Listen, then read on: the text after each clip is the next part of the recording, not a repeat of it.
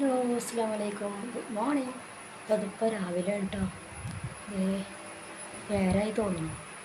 ഒരാളെ കാണിച്ചിട്ട് അസ്മി നല്ല ഉറക്കത്തിലാണ്. ഇപ്പോൾ മദർസ ഒന്നും ഇല്ലാത്തതുകൊണ്ട് ആൾ കുറച്ച് നേരം കിടന്നു.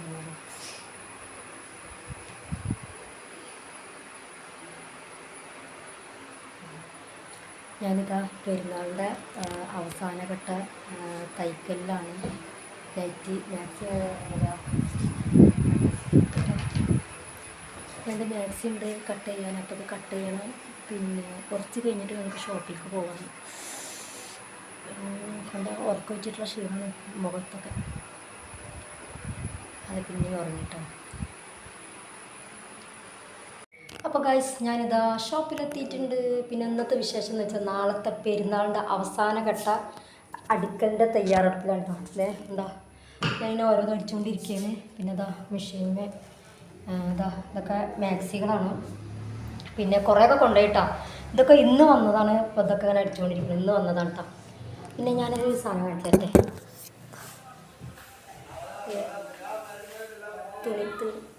ഇത് മീറ്ററിന് 140 150 എനിക്ക് കറക്റ്റ് ഓർമ്മയില്ല.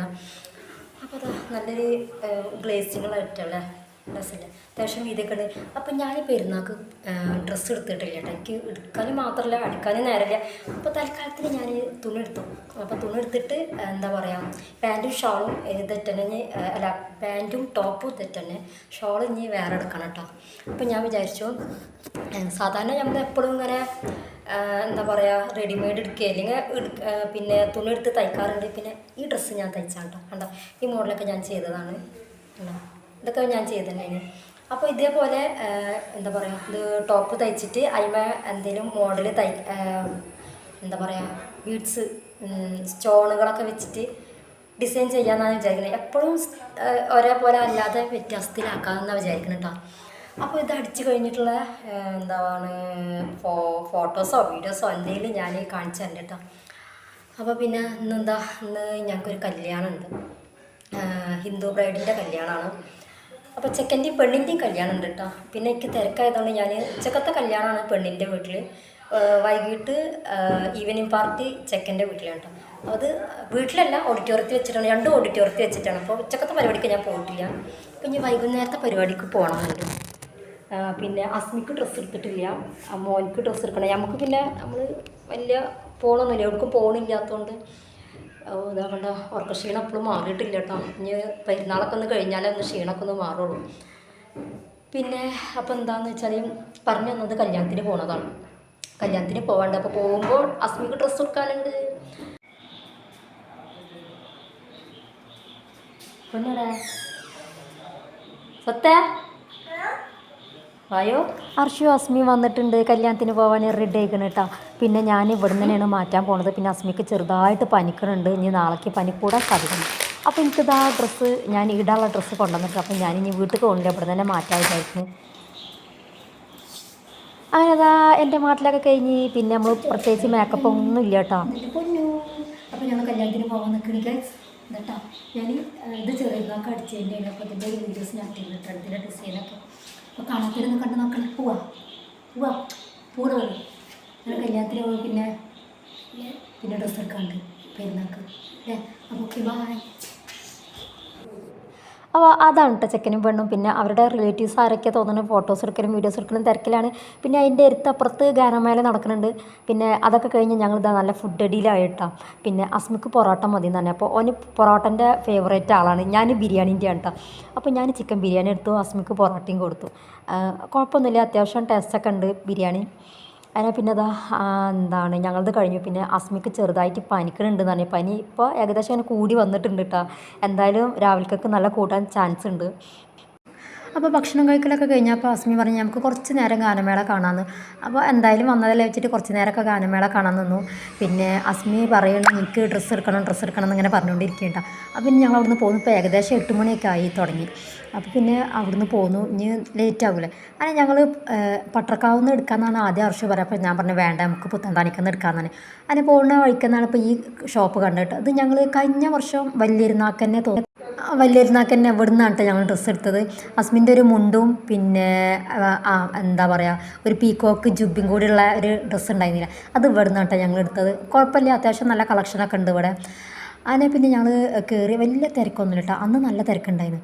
അതിനിപ്പോൾ ഇതാ പോയി പിന്നെ എല്ലാം നമ്മൾ കുട്ടികൾക്ക് മാത്രമല്ല ലേഡീസിൻ്റെയും ജെൻസിൻ്റെയും എല്ലാവരും ഉണ്ട് കേട്ടോ അവിടെ.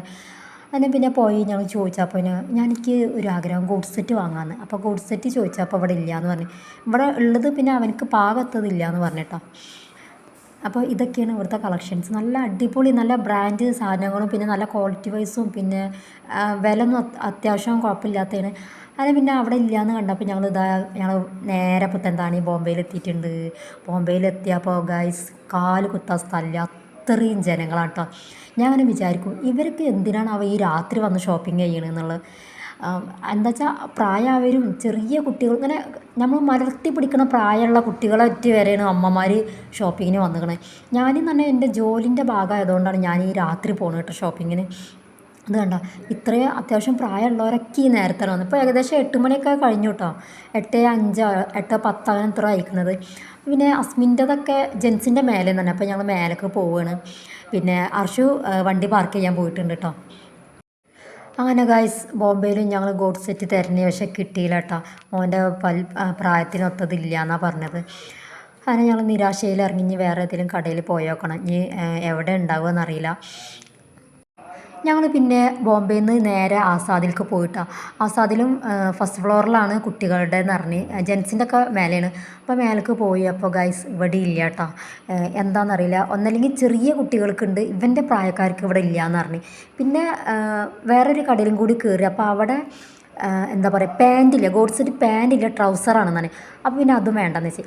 അങ്ങനെ ഗൈസ് ഞങ്ങൾ അവസാനം ഈ ഷോപ്പ് ഇടാം ബേബി എന്താണ് ഞാൻ പേരും മറന്നു, ബേബി പോയിൻ്റ് ഇതാ എന്തോ ഷോപ്പ് ഇതാ ഈ ഷോപ്പിലെത്തി. അപ്പോൾ ഇവിടെ ഞങ്ങൾ ചോദിച്ചിട്ടാണ്. അപ്പോൾ ഗൈസ് കിട്ടിയില്ല.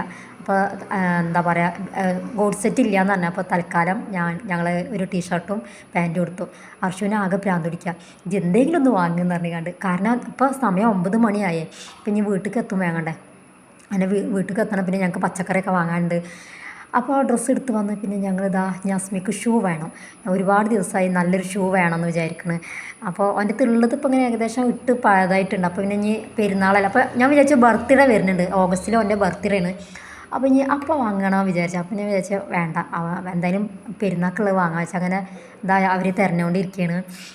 പിന്നെ കുഴപ്പമൊന്നുമില്ല, അത് ഷൂവിൻ്റെ മാത്രം കടയാണ് കേട്ടോ, വേറെ ഒന്നുമില്ല, ഫാൻസി അങ്ങനെ ഐറ്റംസൊന്നും ഷൂ മാത്രമേ ഉള്ളൂ ഇവിടെ.